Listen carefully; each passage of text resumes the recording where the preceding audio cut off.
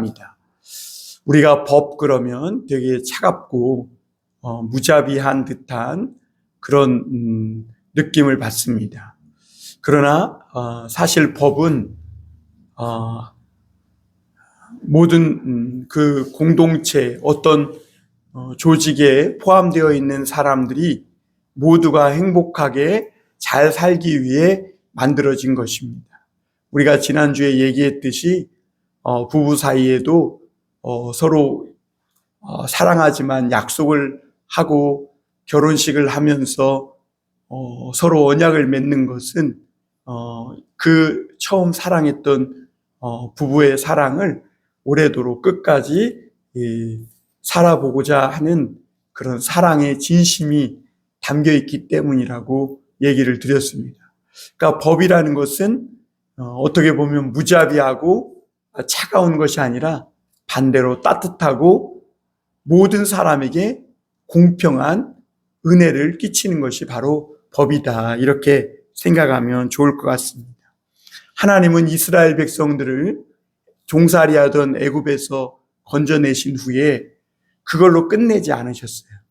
하나님이 그 이스라엘 백성들을 사랑했기에 그들에게 장차 주실 선물이 있었는데 바로 가나안 땅이었습니다. 그래서 하나님은 그들을 가나안 땅에 데리고 가서 거기에서 하나님만 섬기며 이스라엘 백성들이 오래도록 영원히 행복하기를 바라신 거죠. 그래서 하나님은 그 백성들을 시내산 아래에다 모아놓고 언약을 맺으셨는데 그게 십계명이라고 했습니다.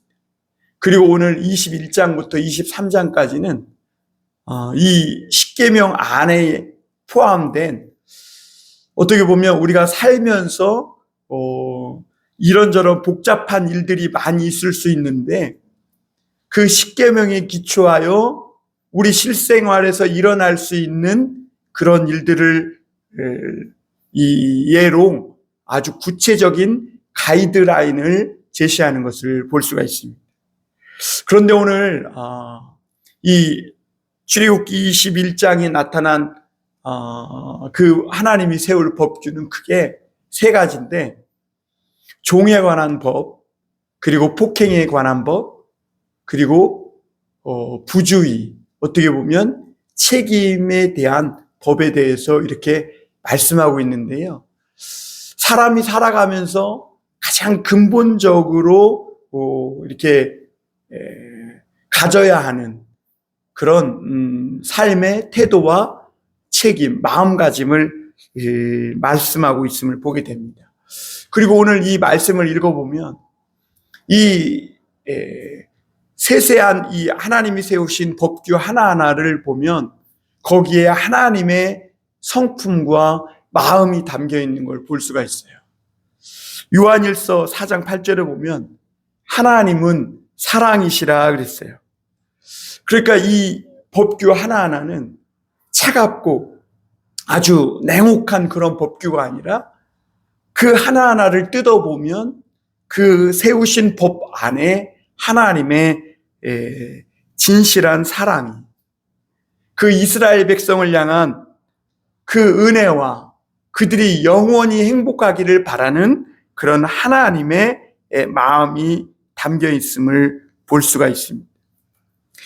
그래서 21장 1절에 보면 내가 백성 앞에 세울 법규는 이러하니라 그러면서 하나님께서 세우고자 하는 법규가 무엇인지를 이야기하면서 첫 번째로 종에 관한 법을 이야기하고 있습니다. 그러니까 이런 거예요. 옛날에는 지금은 그 종이 없지만 옛날에는 종이 있었거든요. 그러니까 히브리인들이 종이 되는 그런 이유는 크게 세 가지인데 첫 번째는 빚을 많이 져서 갚을 수 없을 때 그때 종이 되는 경우가 있었고요. 두 번째는 남의 걸 훔치다가 들켰는데 배상해 줄 능력이 없어요. 그러면 그때 그 훔친 것들을 갚기 위해 종이 되는 경우가 있었어요. 그리고 또 하나는 너무 가난해서 먹고 살 길이 없어서 종이 됨으로 말미암아 삶의 안정을 취하려고 하는 그런 경우가 있었어요.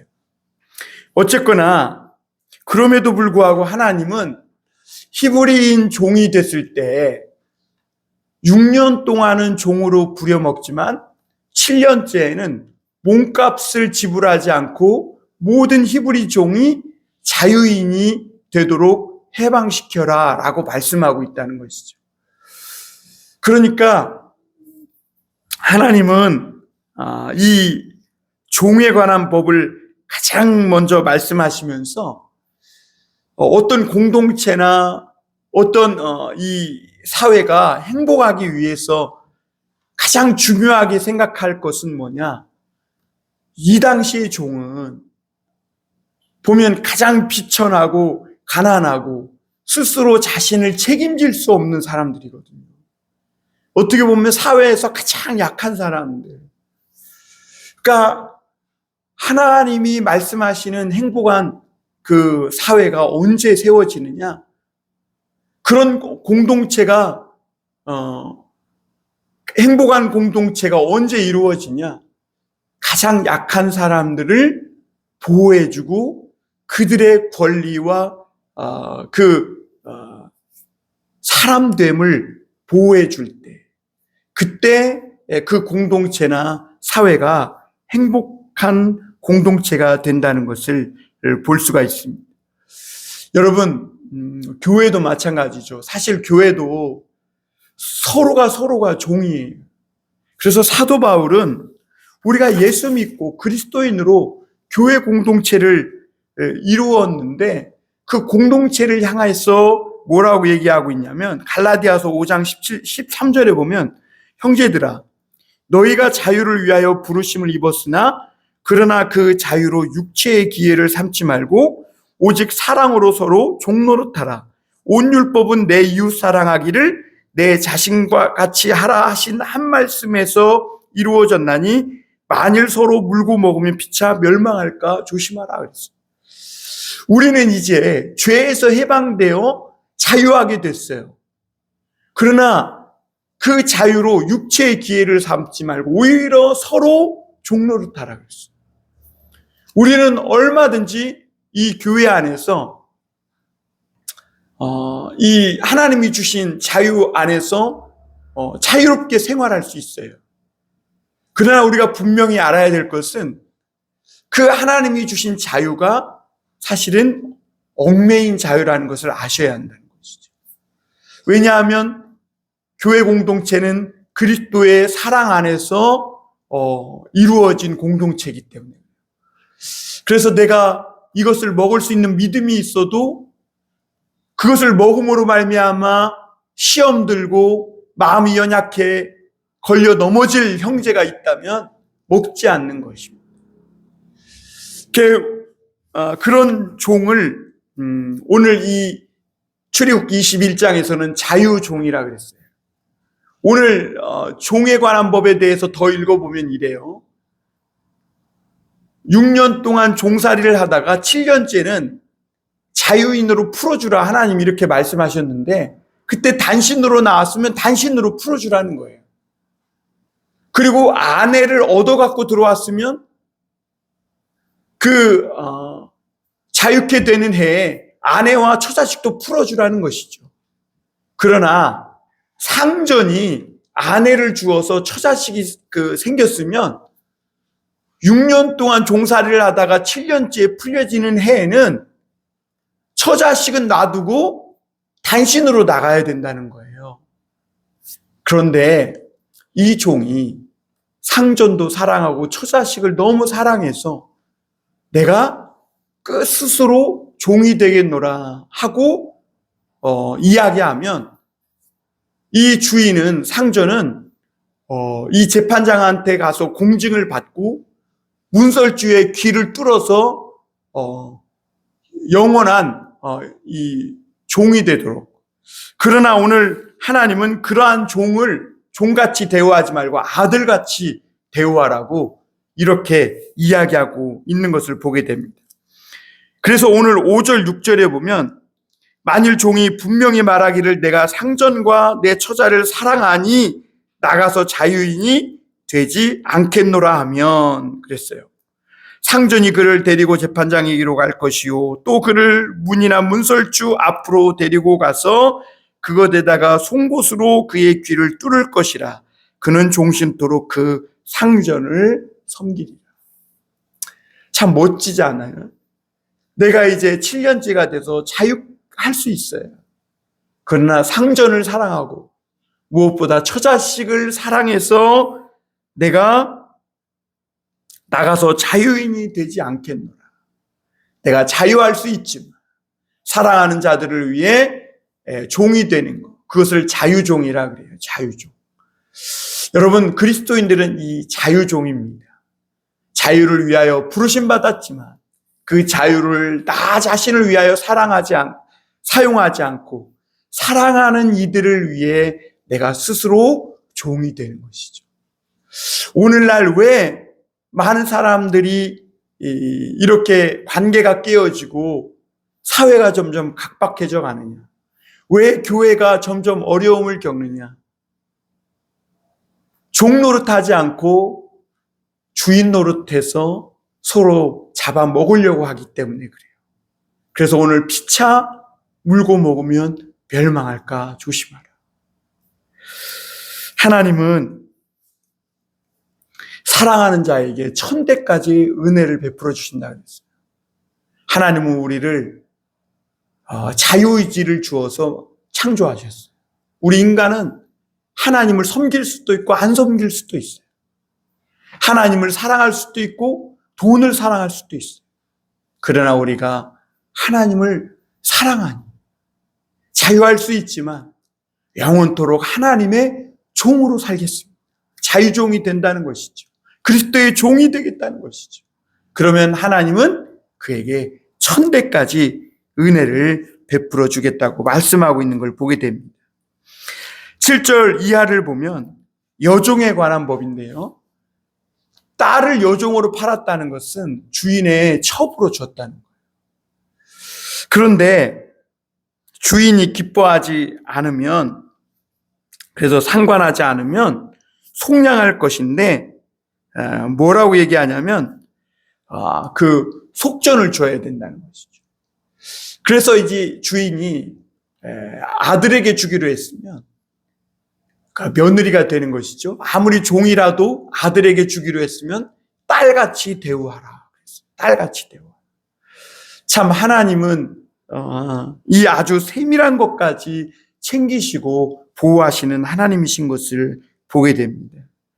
그리고 10절에 보면 만일 상전이 이 여종을 취한 후에 마음에 들지 않아서 다른 여자에게 장가들었을지라도 그 여종에게 음식과 의복과 동침하는 것을 계속해야 된다.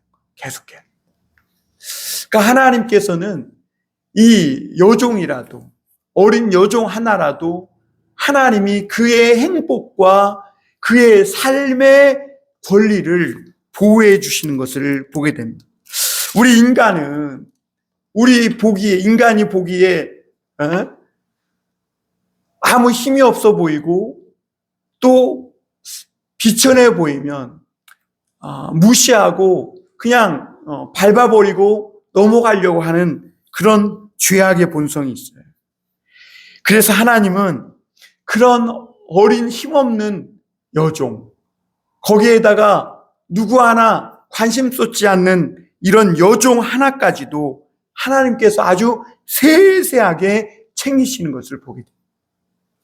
그래서 여러분, 하나님은요, 과부의 송사를 그냥 흘려버리지 않겠다고 했어요.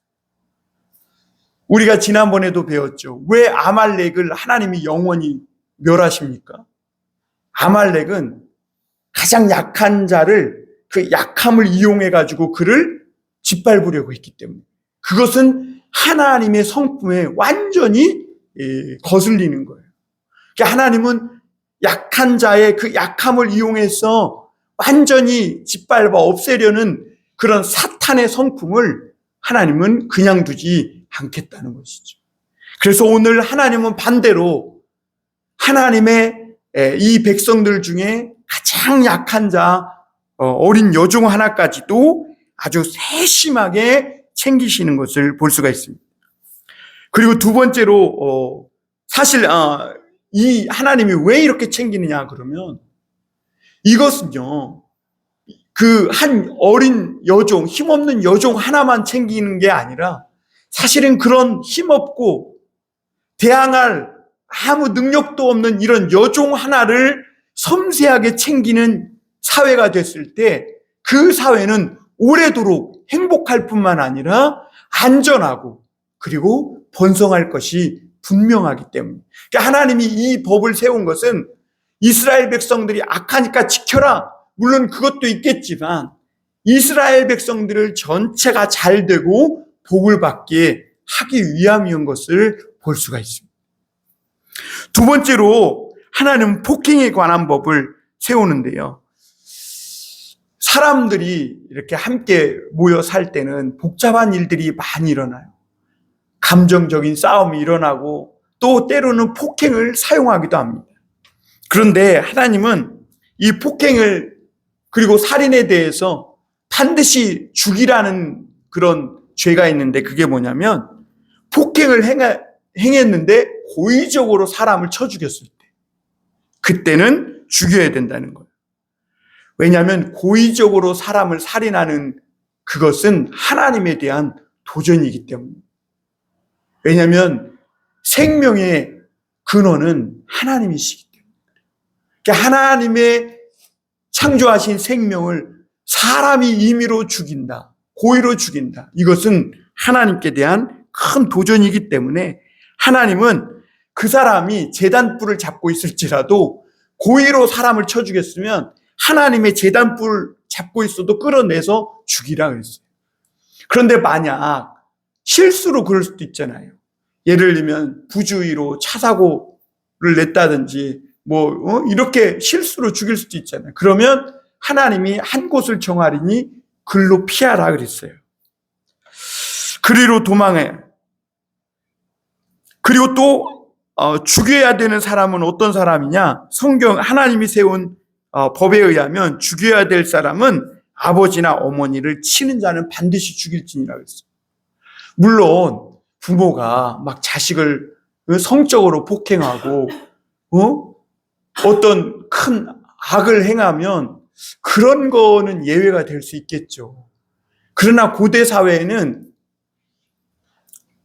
사회에서 그럼에도 불구하고 이렇게 이야기한 이유는 뭐냐면 아버지나 어머니는 자기를 낳아준 생명의 뿌리예요. 뿌리 없이 건강할 수 있는 나무가 없어요. 그래서 이 10계명에도 6계명에 보면 내 부모를 공경하라, 이 하신 이유가 뭐냐면 보이는 부모는 보이지 않는 하나님 아버지를 대신하는 어떤 권위로 하나님이 세우셨기 때문입니다. 그래서 보이는 부모님을 함부로 대하고 보이지 않는 하나님을 잘 섬긴다는 것은 어불성설이에요. 그래서 부모를 치는 자는 반드시 죽여라.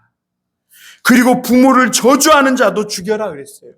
왜냐하면 이것은 부모를 쳐서 죽이진 않았지만 그 마음이 이미 부모를 저주한다는 것은 그 마음이 굉장히 사악하고 삐뚤어져 있는 것이죠. 이런 사람의 마음은 공동체 전체를 위협하는 거예요. 여러분, 부모를 쳐 죽일 정도면요, 누구를 쳐 죽이지 않겠어요?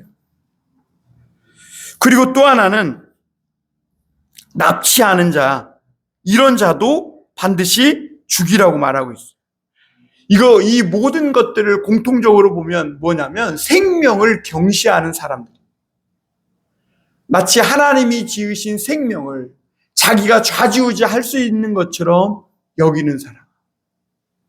이런 사람이 공동체에 껴있으면 어떻게 될까요? 그 사회 전체가 불안하겠죠. 안전하게 거리를 다니거나 안전하게 생활을 할 수 있는 그런 울타리가 깨지는 거예요. 그래서 하나님은 이런 사람은 반드시 쳐 죽여라, 이렇게 말씀하고 있어요. 그리고 하나님은 24절에 보면 눈은 눈으로, 이는 이로, 손은 손으로, 생명은 생명으로. 이게 동해 복수법인데요. 왜 사람들이 살면서 폭력을 저지르는데 왜 하나님은 이는 이로, 생명은 생명으로 이런 식으로 또 동해, 같은 해를 입히는 그런 복수하는 것으로 마무리 지어라. 왜 이렇게 말씀하고 있냐면 인간의 감정은 우리가 작은 폭력을 당하면 그 어떤 폭력 이상으로, 당한 폭력 이상으로 갚아주어야 직성이 풀리는 존재가 인간이기 때문에. 그래서 폭력은 폭력을 낳고, 그리고 감정은 더 악한 감정을 불러오기 때문에 하나님은 법적으로 그것을 막아서 그 공동체가 더 무너지지 않도록 하나님은 이 뚝을 만드신 것이죠. 그래서 여러분, 우리가 사실 이 율법은 이웃을 사랑하는 사랑하라는 하나님의 그 마음의 기초에 있는 거예요. 여러분, 우리가 이웃을 사랑하지 않고는 내가 이가 부러졌을 때 내 이 하나 부러진 거를 갚는 것으로 그쳐지지 않아요. 물론 우리가 원수까지 사랑하라고 하신 그런 하나님의 말씀을 다 이루면 좋겠죠. 그러나 여러분, 그런 법은 어떻게 보면 이웃을 내 몸과 같이 사랑하라는 이 법은 우리가 하나님의 법이 온전히 집행될 때 그런 법도 이루어질 수 있음을 우리가 알아야 합니다. 그리고 마지막으로 우리가 볼 것은 소에 대한 얘기인데, 당시는 소가 아주 중요한 농경 시대였기 때문에 아주 중요한 재산이자 어떻게 보면 소유물이었어요. 그런데 오늘날로 이 법을 조금 바꿔보면 반려동물로 이렇게 한번 생각해 볼 수가 있어요. 그래서 소가 이 다른 사람을 쳐 죽였으면 그 소는 죽이라는 거예요. 여러분, 요즘 반려동물, 특히 개가 다른 사람을 물어서 해를 입혔잖아요. 그럼 그런 개는 사실은 이렇게 안락사를 시키는 게 좋아요. 왜냐하면 사람을 물고 해치는 개는 이 사회에 있으면 그 사회 전체가 그 개 때문에 불안에 떨게 돼요.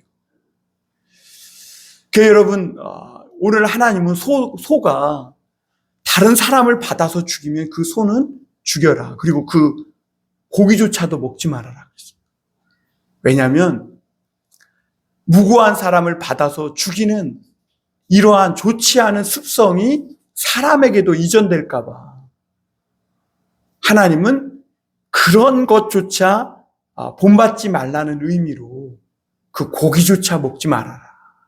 왜냐하면 고대 사회는 그런 고기를 먹으면 그 소의 난폭함이나 그것이 사람에게도 이전된다고 이렇게 생각했기 때문에 그래요. 그리고 소가 본래 받는 버릇이 있는데 주인이 단속하지 않아가지고 받았다면 오늘 하나님은 경고를 받았음에도 단속하지 아니하여서 남녀를 소가 받아서 죽였다면 그 단속하지 아니한 임자도 죽여라. 이렇게 말하고 있어요. 네, 제가 아까 말한 것과 똑같죠. 반려동물이 분명히 사람 무는 그런 습성을 갖고 있어요. 그래서 사람들이 개 입마개도 하고 목줄도 띄고 묶어놔라 이랬는데도 불구하고 단속하지 않고 입마개도 안 하고 풀어놓고 그래서 다른 사람을 물고 죽였다면 그 개는 반드시 죽여야 되는 거예요. 그리고 그 임자도 책임이 있는 거예요. 이것은 뭘 얘기하냐면 미필적 고의를 말하는 거예요. 우리가 이 행동을 하지 않으면 다른 사람에게 분명히 피해를 입힐 가능성이 있어요. 그러면 어떻게 해야 돼요? 우리가 다른 사람에게 피해를 입지 않도록 그것을 단단히 단도리를 해야 되는 거예요. 그런데 오늘날 그렇지 않아서 죽는 사람들이 너무 많은 거예요. 그러니까 사회가 불안한 거예요. 신뢰가 깨지는 거예요. 예를 들면 우리가 나사 하나를 잘 조이면 이 난간이 떨어지지 않아서 사람이 안 죽을 텐데, 나사 하나 조이는 거 분명 이거를 꽉 안 조이면 사고가 날 거다라는 것을 알면서도 귀찮고, 또 그냥 빨리 해치우고 싶으니까 그냥 제대로 조이지도 않고 냅뒀는데, 나중에 그 높은 데 가서 일하는 사람이 그 난간에 기대서 일하다가 그 제대로 조이지 않은 나사가 빠져서 그냥 떨어져 죽는 경우가 있는 것이죠. 여러분, 이런 것을 미필적 고의라 그래요. 그러니까 하나님은 그러면 안 된다는 거예요. 그러니까 여기서 하나님이 세운 법규는요, 단지 뭘 했느냐 안 했느냐 중요한 게 아니라 너희들 마음 중심에 이웃을 사랑함이 있어야 한다 하는 것이죠. 그래야 그 사회가 오래도록 영원히 번성하며 행복한 사회가, 또 행복한 공동체가 될 수 있다는 것이죠. 우리 교회 공동체도 마찬가지예요. 우리 교회도 내가 이것을 안 함으로 인해서 누군가가 피해를 볼 수가 있어요. 그러면 우리는 그리스도의 사랑으로 얼른 그것을 치우고, 다른 사람이 이 장소에 들어왔을 때 다치지 않도록 빨리 처리해 놓는 거, 이런 것 하나하나가 하나님 사랑이고 이웃 사랑이고 그거의 율법과 선지자의 강령이라는 것이죠. 사랑하는 성도 여러분, 저는 오늘날 그리스도인들이 이런 일들에 앞장서야 된다고 생각합니다. 회사에서 일할 때, 또 내가 어떤 일터에 나가서 무슨 일을 할 때, 또 우리가 길거리를 걷거나 일상생활에서 내가 이렇게 하면 분명히 사람이 다치거나 죽지 않을 것을 알면서도, 그걸 보고 알면서도 하지 않는 것. 이런 사회는요, 불신을 조장하고, 그리고 누구도 안심하고 살 수 있는 사회가 못 되는 거예요. 그래서 오늘날 수많은 사람들이 사고로 죽는데, 그래서 인재라고 하는 것이죠. 특히 오늘날 우리 그리스도인들은 우리가 복음을 전하면 저 사람이 분명히 그 모든 인생의 무거운 짐에서 해방되고 그리스도를 믿음으로 영원한 생명을 얻을 것을 알면서도 복음을 전하지 않아서 그 사람이 죽는다면, 에스겔서에 보니까 그 핏값을 하나님은 너에게서 찾으리라 이렇게 말씀했어요. 가장 큰 미필적 고의 사고는 우리가 하나님의 이 사랑의 복음을 전하지 않는 거예요. 그리스도인들에게. 사랑하는 성도 여러분, 우리가 오늘 하나님이 세우신 이 법규는 차갑고 무거운 것이 아니라 오히려 따뜻하고, 하나님이 우리에게 복을 주시고 우리를 사랑하시기 때문에 세운 법이라는 것을 알고, 우리가 이웃을 사랑하는 것은 무언가, 우리가 어떤 한 공동체에 있을 때 그 공동체가 세운 규칙들을 잘 지켜나가는 것, 그게 이웃을 사랑하는 것이고 하나님을 사랑하는 것이다. 우리 모두가 하나님이 우리에게 명하신 이런 작은 이 규칙들을 우리 마음과 양심으로부터 잘 지켜나감으로 하나님 사랑, 이웃 사랑을 실천하는 우리 모두가 되기를 주님의 이름으로 축원합니다. 기도하겠습니다.